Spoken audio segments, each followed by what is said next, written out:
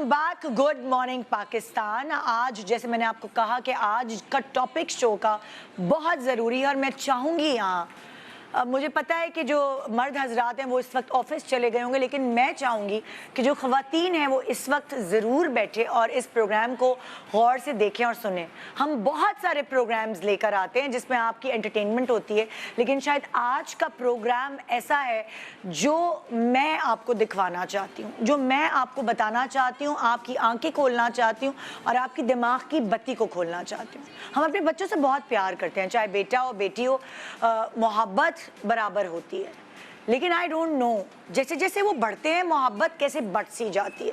जब वो छोटे से हमारी गोद में होते हैं ना, तो जितना प्यारा हमें हमारा बेटा लग रहा होता है उतनी ही प्यारी हमारी बेटी भी लग रही होती है। वो ज़्यादा क्यूट लगती है, उसकी हम 2 पोनियाँ बांधते हैं, पिंक फ्रॉक, और हम अपने सारे शौक पूरे करते हैं। लेकिन जैसे जैसे जैसे वो बड़ी होने लगती है और बेटा भी बड़ा होने लगता है, तो मुर्गी की टांग बेटे के प्लेट पे क्यों चली जाती है। जो आपके मियाँ की कमाई है उसका आधे से ज़्यादा कमाया हुआ हिस्सा बेटे की एजुकेशन में क्यों चला जाता है, बेटी को क्यों नहीं पढ़ाते। बहुत सारी वजूहत है इसकी, क्योंकि हमारे जो लोग हैं, आम लोग, उनके जहन में ये एक मिथ बनी हुई है कि बेटी को ज़्यादा नहीं पढ़ाना, अगर ज़्यादा पढ़ाएंगे तो शायद वो बहुत ज़्यादा डिमांडिंग हो जाए, उसको ज़्यादा शऊर आ जाए, वो अपनी शादीशुदा ज़िंदगी में सेट नहीं हो सके, हमारे काबू में ना रहे, पॉइंट्स में और बसों में सवार होके जब वो इंस्टीट्यूशंस में जाएगी तो उसका रंग काला हो जाएगा, रिश्ता कैसे आएगा, उम्र ना निकल जाए, छोटी उम्र में उसको उसकी शादी कर दी जाती है। मैं कभी कभार ये कहती हूँ कि लड़कियों को इनके घर में ज़्यादा लड़की है तो उन्होंने लड़कियाँ बांटी हैं, इन्होंने लड़कियाँ फेंकी हैं। हम हमेशा ये चाहते हैं कि जब हम अपनी बेटी की शादी करें तो जो जिस घर में वो जाए वो हमारे बराबर इन द सेंस जितनी एजुकेटेड हमारी औलाद है, हमारी बेटी है, उसका स्पाउस, उसका मियाँ भी उसी के बराबर अंडरस्टैंडिंग वाइज एजुकेटेड होना चाहिए और समझदार होना चाहिए। बहुत क्लास डिफरेंस नहीं होना चाहिए, वरना आपकी अपनी बेटी को ही सेटल होने में प्रॉब्लम होगी। मगर देखा ये गया है कि अगर जिस घर में ज़्यादा बेटियाँ हैं उनको लगता है कि बेटी बोझ है। सो मैं आज आपको ये कहना चाहती हूँ कि बेटियाँ बोझ नहीं होती। मेरे सामने ऐसी कई बेटियाँ हैं जिन्होंने बेटों से बढ़कर घरों को संभाला हुआ है, और इस टॉपिक के ऊपर बात करने के लिए थोड़ा बहुत ही सही अगर हमारे इस प्रोग्राम से आपका माइंडसेट चेंज हो कि बेटे उन्होंने कमाना है, उन्होंने नौकरी करनी है, उनके फ्यूचर्स हैं, बेटियों का फ्यूचर सिर्फ ये है कि उसके अच्छे घर में हम शादी कर दें। मेरे पास ऐसे बहुत सारे लोग हैं आज जिनसे मैं आपको मिलवाऊंगी जिनके माँ बाप ने उनको बेटियों को बोझ समझ के गलत ख़ानदान में शादियां करवा दी और फिर वो सारी ज़िंदगी भुगत रही हैं, उन शादियों को भुगत रही हैं। ज़िंदगी 4 दिन की और उसमें कोई भी रिश्ता भुगतना ये सही नहीं है। हमारे पास साइकोलॉजिस्ट हैं, हमारे पास सेलिब्रिटीज़ हैं जो आपको ये बताना चाहते हैं कि ज़िंदगी का मेन मकसद शादी नहीं है। और आज जो लोग मुझे कहते हैं कि निदा बस शादियां करवाती है, उनके लिए भी ये प्रोग्राम है कि मैं सिर्फ शादियों पे फोकस नहीं करती, लेकिन अगर आज के प्रोग्राम पे आप फोकस करें तो आपको ये पता चलेगा कि मेरे शो पे और भी बहुत चीज़ें होती हैं। सो मेरे साथ इस वक्त कौन है गेस्ट लिस्ट में, आइए मैं मिलवाती हूँ। मेरे साथ इस वक्त यहाँ मौजूद हैं आयशा तूर, अस्सलाम वालेकुम, बीनेश परवेज, अस्सलाम वालेकुम, वालेकुम अस्सलाम, डॉक्टर निदा शकील, अस्सलाम वालेकुम, एंड डॉक्टर तमाज़र करीम। ये भी बताती चलूँ कि डॉक्टर तमाज़र करीम जो है वो क्लिनिकल साइकोलॉजिस्ट हैं और डॉक्टर निदा जो हैं वो जनरल फिजिशियन भी हैं एंड क्लिनिकल एंडोक्राइनोलॉजिस्ट भी हैं। सो इस वक्त तो हमारा काम जनरल फिजिशियन वाला है ना, और एक औरत वाला भी है। आज का टॉपिक है हमारे शो का, बेटियां बोझ नहीं है। सो उनको बोझ समझ के गलत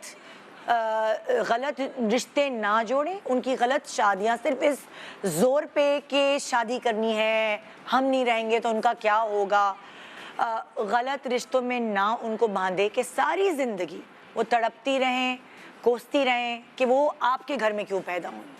मैं डॉक्टर तमाज़र से पूछना चाह रही हूँ कि वो बच्चियाँ जिनके ऊपर प्रेशर होता है शादी का, कि उनकी एज निकल रही है, शादी कर लो। कभी कभार बच्चियां स्टैंड लेती हैं, नहीं मुझे पढ़ना है, नहीं मुझे डॉक्टर बनना है, नहीं मुझे फलाना काम करना है, मैंने अभी नहीं करनी।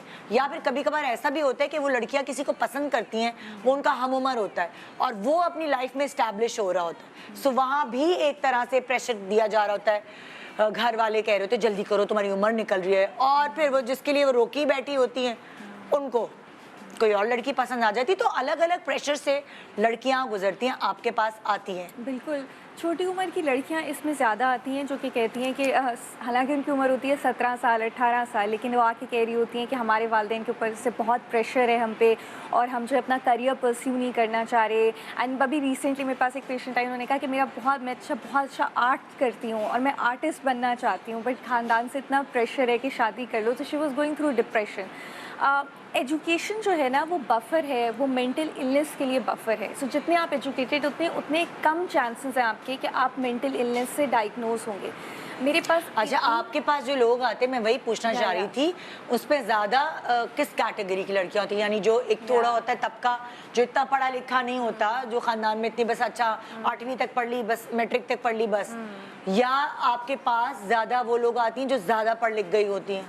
दोनों है आते हैं। हाँ। डिपेंड करता है क्योंकि मैं दोनों जगह हॉस्पिटल में भी करती हूँ, आउट पेशेंट में भी करती हूँ, तो दोनों के तरह के पेशेंट्स आते हैं। द थिंग इज़ कि मैंने एक चीज़ जो मैं स्पेशली टीवी शो पे बोलना चाहूँगी वो ये कि मैंने इतनी मैरिड ख़वातीन देखी हैं who are going through depression, anxiety, और वो सिर्फ इसलिए क्योंकि उनकी अज़दवाजी ज़िंदगी में इश्यूज़ हैं।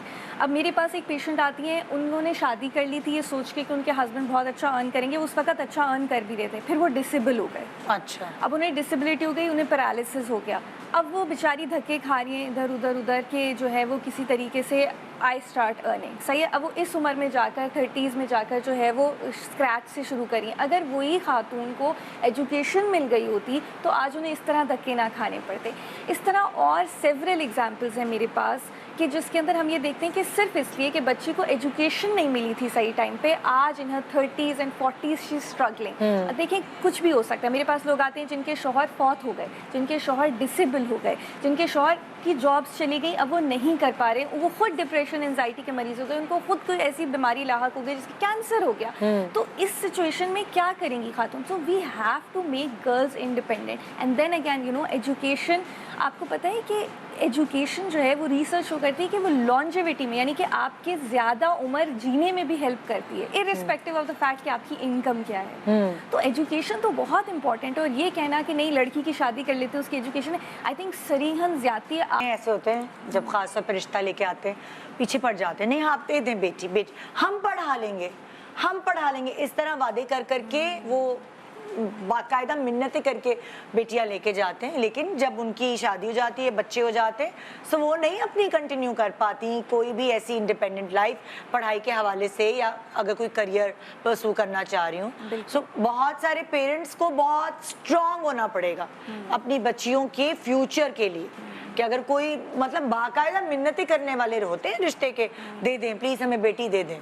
एक जो सेंटेंस मैं बहुत फ्रीक्वेंटली सुनती हूँ वो ये है कि हमारे घर में ना लड़कियां नौकरी नहीं करती। हमारे घर में लड़कियां हमारे खानदान में, घर में नहीं जी जी हमारे खानदान में जी शुरू हो जाए फिल्म और ड्रामा वाला, हमारे खानदान में शादी बाहर नहीं। लेकिन उससे उसका क्या मतलब है कि हमारे खानदान की लड़कियां प्रिंसेसेस हैं जो काम नहीं कर सकती हैं, I don't know, शहजादियां क्या? This is what their mindset. I think उन्हें ऐसा लगता है, मुझे ऐसा लगता है कि मेरा इसके पर्सपेक्टिव ये है कि वो ये समझते हैं कि अगर औरत काम कर रही है तो हमारी इज्जत प्राइड पे कमी हो जाएगी, फिर हमारे वो प्राइड, लोग क्या कहेंगे, क्या हम कमाने के काबिल नहीं है कि हमारी बेटी घर से बाहर निकल रही है कमाने के काबिल, बिकॉज़ डॉलर 300 रुपए का हो गया, पेट्रोल प्राइसेस ज्यादा हो रही हैं, मतलब बड़ा मुश्किल हो गया है। नहीं क्या कह रही हैं आप? मैं ये कह रही हूँ कि अगर किसी से मोहब्बत हो जाए तो मोहब्बत भागेगी नहीं, आप रुके, एजुकेशन वो सपोर्ट करेगा आपकी एजुकेशन में। अगर मोहब्बत भागेगी नहीं, अगर वो सही होगा तो क्या बात है भाई, ऑफ कोर्स अगर सच्चा होगा तो भागेगा नहीं, और अगर भाग गया तो सच्चा कभी था ही। अच्छा, क्या बात करी, मुझे लगता है कि अभी ये वक्त आ चुका है कि हमारे पास इतनी अवेयरनेस है, बच्चियां माशाल्लाह पढ़ लिख रही हैं, बाशऊर हैं, अपने पैरों पे खड़ी हैं, तो वो अपने लिए कुछ स्टैंड ले सकती हैं कैरियर। अब जैसे लाइक आपके पास आती होंगी ना बच्चियां जो तो वो आप मुझे बताएं, क्योंकि मैं पहले सेगमेंट से पूछना चाह रही थी और मैं वहाँ तक पहुँच ही नहीं पा रही। वो क्या, उनके इश्यूज क्या होते हैं जिनकी शादियाँ इस तरह मतलब चलने वाली शादियाँ नहीं होती और वो सरवाइव कर रही हैं बस?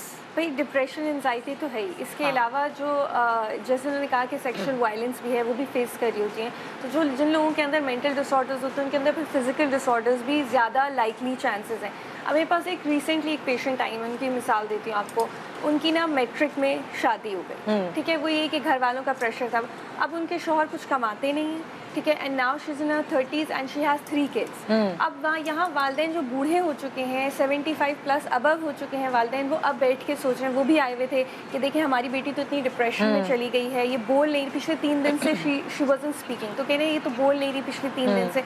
तो खैर उनकी काउंसलिंग हुई, उनसे बातें निकलवाई, तो पता चला कि जो है वो बहुत शदीद डिप्रेशन से गुजर रही हैं। तो अब वालदेन जब 75 प्लस अबव होके वो सोच रहे हैं कि अब वो बच्ची और उसकी 3 बच्चियां मजीद हैं, अब उनके बारे में भी सोचा जा रहा है कि अब मुझे कह रहे हैं आप बताएं डॉक्टर साहब क्या किया जाए। मैंने कहा भाई मेरा काम तो सिर्फ मेंटल हेल्थ तक ही है, बाकी स्ट्रैटेजीज बनाना तो आपका खुद का काम है। तो क्या फ़ायदा हुआ इसी शादी का, मतलब क्या अचीव कर लिया? हमारा आज का शो सिर्फ ये कहने के लिए था कि अपनी बेटी पैदा होते ही सिर्फ उसकी शादी के बारे में ना सोचें। अल्लाह नसीब अच्छा करे, ये दुआ ज़रूर दें, लेकिन अपनी बेटी को सिर्फ के सही एज में शादी हो जाए, पॉकेट मनी देने वाला हस्बैंड मिल जाए, रोटी कपड़ा मकान ज़िंदगी के लिए बहुत कुछ नहीं होता, उससे बहुत कुछ और ज़्यादा आज की लड़की को चाहिए।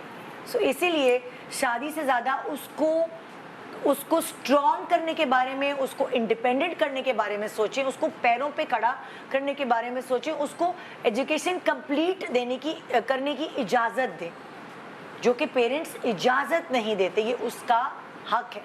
इन दी एंड अगर आप लोग कुछ सेकंड्स के लिए कुछ कहना चाहते हैं तो प्लीज़ कहिए, ताकि मैं शो को वाइंड या आई वांट टू से कि जैसे कि हमने पहले डिज्नी मूवीज़ की बात की कि हीरो जो है ना वो आएगा नहीं, आप अपना हीरो अपने अंदर तलाश। बहुत अच्छी बात, ये मेरे प्रोग्राम की जो लाइन है ना, वो जो क्या कहते हैं टैग लाइन, आप अपनी ज़िंदगी का हीरो खुद है। हाँ। बस इसके बाद तो मैं किसी और को नहीं बोलने देने।